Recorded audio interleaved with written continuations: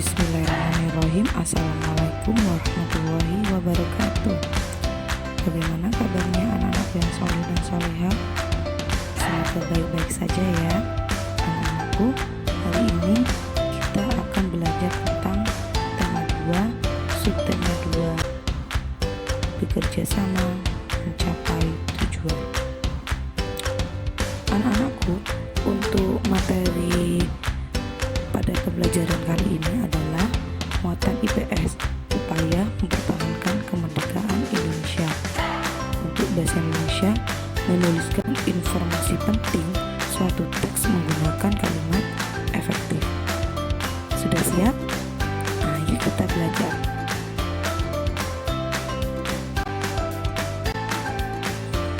Setelah proklamasi kemerdekaan Indonesia pada tanggal 17 Agustus 1945, seharusnya bangsa Indonesia telah merdeka dan terbebas dari segala bentuk penindasan serta penjajahan. Namun, kenyataannya tidak demikian. Bangsa Indonesia masih perlu berjuang mempertahankan kemerdekaan Indonesia. Mengapa hal tersebut bisa terjadi? Bagaimana upaya bangsa Indonesia dalam mempertahankan kemerdekaan Indonesia? Ayo kita cari tahu.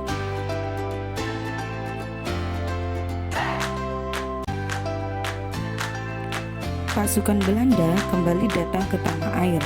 Kedatangan ini disambut dengan berbagai bentuk perlawanan oleh bangsa Indonesia, sehingga sejak tahun 1945 sampai tahun 1950 telah terjadi berbagai macam pertempuran di berbagai daerah antara pihak Indonesia dengan pihak Belanda yang dibantu oleh pasukan Inggris. Beberapa bentuk perlawanannya adalah pertempuran Surabaya, pertempuran Ambarawa, pertempuran Medan Area, peristiwa Bandung Lautan Api, dan agresi militer Belanda.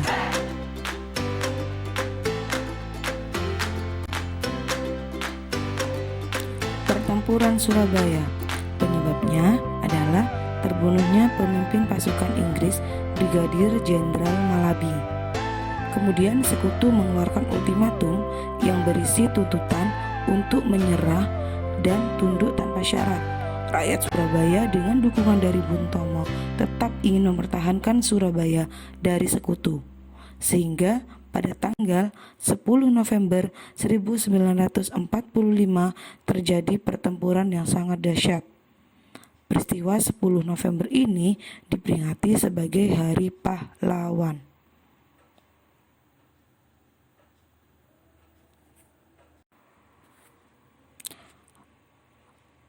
Pertempuran Ambarawa pada tanggal 20 Oktober 1945, tentara sekutu di bawah pimpinan Brigadir Battle mendarat di Semarang dengan maksud mengurus tawanan perang. Pasukan sekutu dan Belanda membebaskan para tawanan tentara Belanda, dan para tawanan tersebut dipersenjatai sehingga menimbulkan kemarahan pihak Indonesia. Kemudian Kolonel Sudirman langsung memimpin pasukannya dengan menggunakan taktik gelar supit urang atau pengepungan. Pada tanggal 15 Desember 1945 pertempuran berakhir dan kemenangan ada di Indonesia. Kemenangan pertempuran ini kini diabadikan dengan didirikannya Monumen Palagan Ambarawa dan diperingati sebagai hari jadi TNI Angkatan Darat atau Hari Juang Kartika.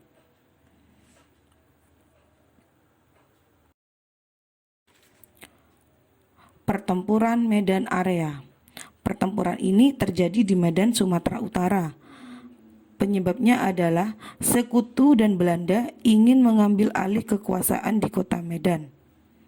Kemudian sekutu memasang papan yang bertuliskan Fixed Boundaries Medan Area atau batas resmi wilayah Medan di berbagai pinggiran kota Medan.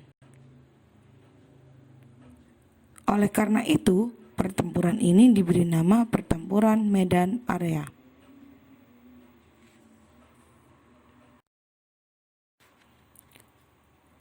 Bandung Lautan Api.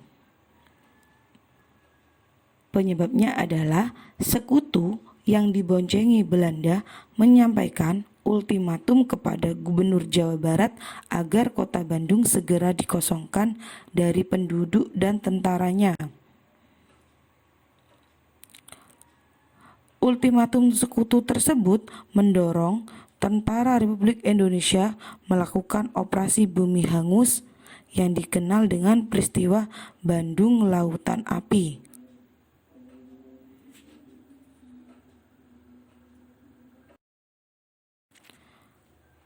Agresi Militer Belanda I atau AMB I.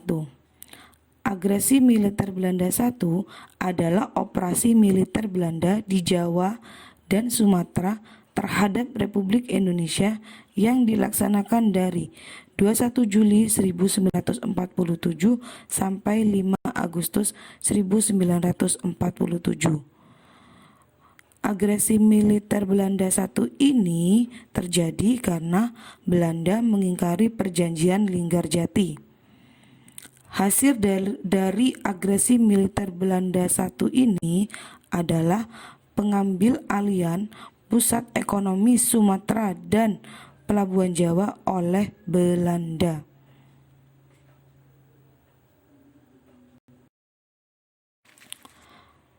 Agresi Militer Belanda II atau AMB II.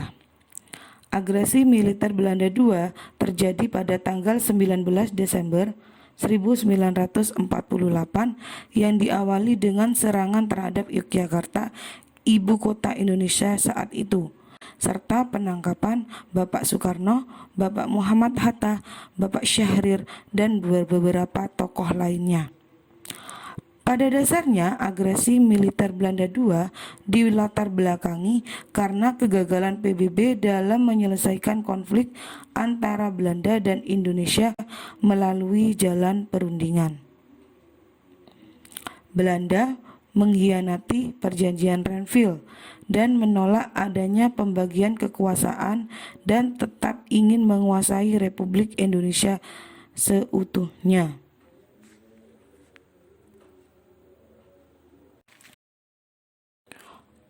Upaya mempertahankan kemerdekaan Indonesia tidak hanya dilakukan melalui pertempuran, namun juga dilakukan melalui jalur diplomasi, perjanjian, atau perundingan, seperti perjanjian Linggarjati, perjanjian Renville, perjanjian Rumroyen, dan konferensi meja bundar.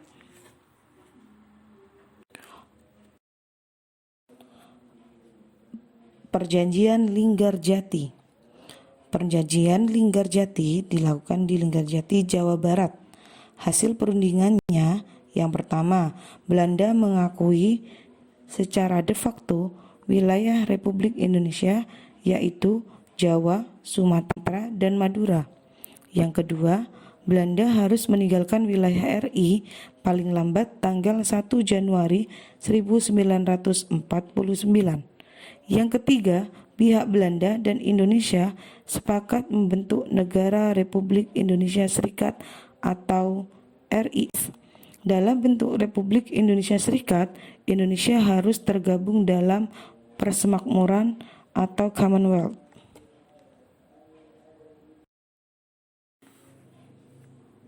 Perjanjian Renville.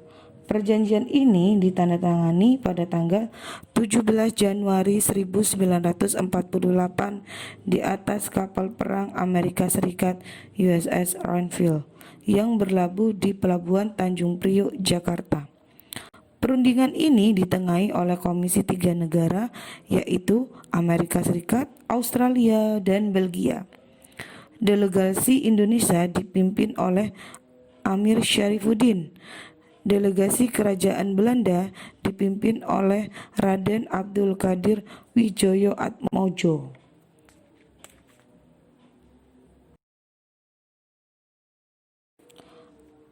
Hasil perjanjian Renville. Yang pertama, Belanda hanya mengakui Jawa Tengah, Yogyakarta, dan Sumatera sebagai bagian wilayah Republik Indonesia. Yang kedua, disetujuinya sebuah garis yang memisahkan wilayah Indonesia dan daerah pendudukan Belanda. Yang ketiga, TNI harus ditarik mundur dari daerah-daerah kantongnya di wilayah pendudukan di Jawa Barat dan di Jawa Timur.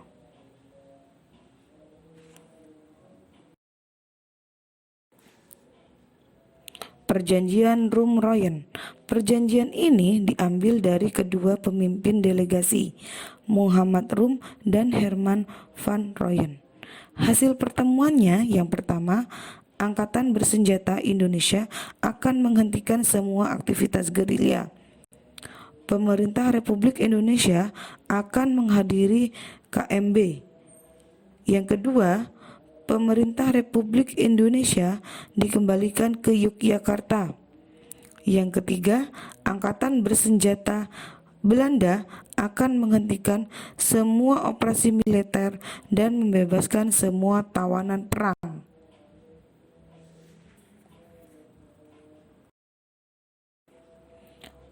Konferensi Meja Bundar. Konferensi Meja Bundar atau KMB berlangsung di Den Haag, Belanda. Hasil dari konferensi Meja Bundar yang pertama, Belanda mengakui Republik Indonesia Serikat sebagai negara merdeka dan berdaulat. Yang kedua, status Irian Barat diselesaikan dalam waktu setahun sesudah pengakuan kedaulatan. Yang ketiga, akan dibentuk Uni Indonesia Belanda. Yang keempat, Republik Indonesia Serikat mengembalikan hak milik Belanda dan memberikan hak konsesi dan izin baru untuk perusahaan-perusahaan Belanda. Yang kelima, pengambil alihan hutang Hindia Belanda oleh Republik Indonesia Serikat.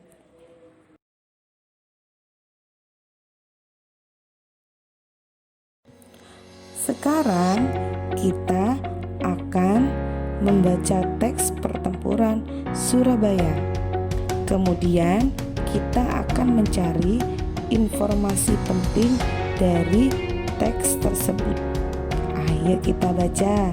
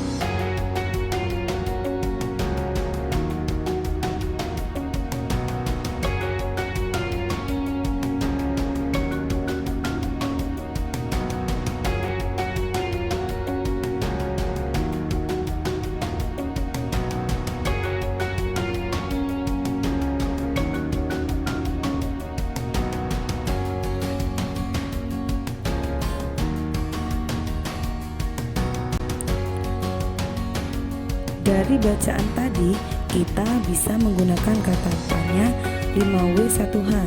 Misalnya, apa, mengapa, siapa, dan kapan. Nah, sebagai contoh untuk apa? Apa isi ultimatum yang dikeluarkan Inggris? Kita bisa menjawab dengan menggunakan kalimat efektif. Inggris mengeluarkan ultimatum yang berisi semua pimpinan dan orang Indonesia yang bersenjata harus melapor dan meletakkan senjatanya di tempat yang ditentukan dan menyerahkan diri dengan mengangkat tangan. Kata tanya mengapa.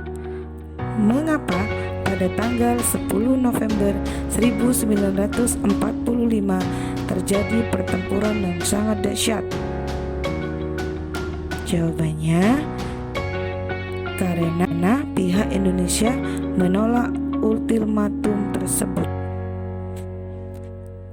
Untuk kata tanya siapa pemimpin tentara sekutu? Kalimat efektifnya, pemimpin tentara sekutu adalah Brigadir Jenderal Malabi. Untuk kata tanya kapan? Kapan Inggris mengeluarkan ultimatum? Inggris mengeluarkan ultimatum pada tanggal 9 November 1945.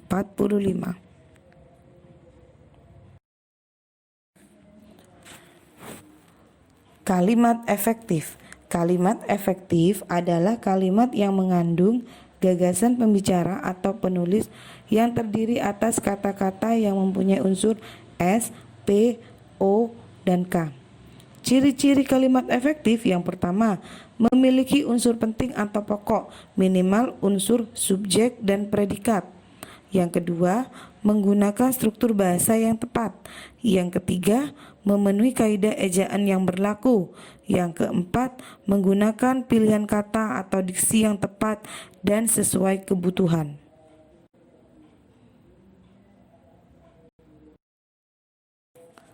Sebagai contoh, yang pertama, seluruh bangsa Indonesia mempertahankan kemerdekaan. Seluruh bangsa Indonesia itu sebagai subjek. Mempertahankan itu sebagai predikat. Kemerdekaan itu sebagai objek. Yang kedua, Insinyur Soekarno dan Dr. Andes Muhammad Hatta memproklamasikan kemerdekaan Indonesia di Jakarta. Insinyur Soekarno dan Dr. Andes Muhammad Hatta sebagai subjek, memproklamasikan sebagai predikat, kemerdekaan Indonesia sebagai objek, di Jakarta sebagai keterangan tempat.